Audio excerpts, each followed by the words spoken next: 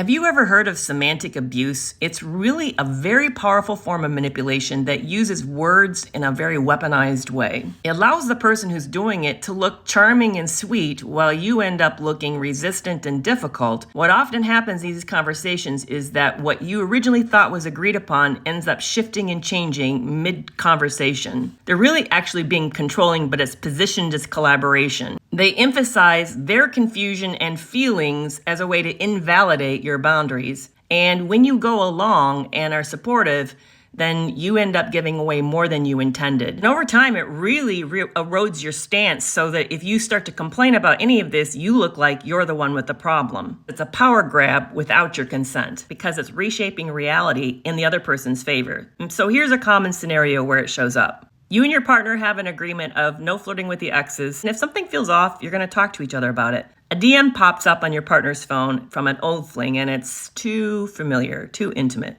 And you say, I thought we agreed to boundaries about exes, and I saw that DM. To which they respond, we were just catching up, it wasn't flirting. I thought we agreed not to be controlling about this kind of stuff. Now you're doubting yourself because didn't you both understand the terms of that boundary? So you follow up by saying, I thought we agreed to be upfront about stuff. It just didn't leave me comfortable. And they say, yeah, we did have an agreement. And it was that we weren't going to be controlling about this kind of stuff. And if the roles were reversed, I wouldn't feel threatened by that DM. So now suddenly the original boundary has been rewritten and you're doubting yourself. This is an example of semantic abuse. Here's 8 red flags to watch out for with semantic abuse. Number 1, the meaning of shared agreements get changed after the fact as a way to justify that person's behavior or to justify what they did in the moment. Number 2, you get called out for being sensitive. And that's done in order to keep the focus on your reaction instead of what they did.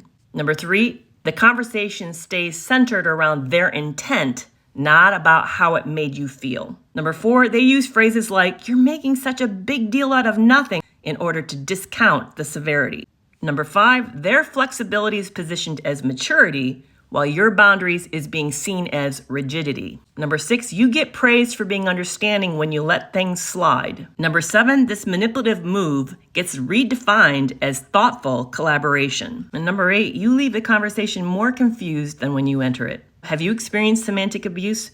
It's more common, I think, in the workplace between sort of like collaborations, like maybe at the PTA or a neighborhood association, but it also happens in friendships as well as romantic relationships. So drop me a comment and tell me about how you've experienced this form of manipulative abuse.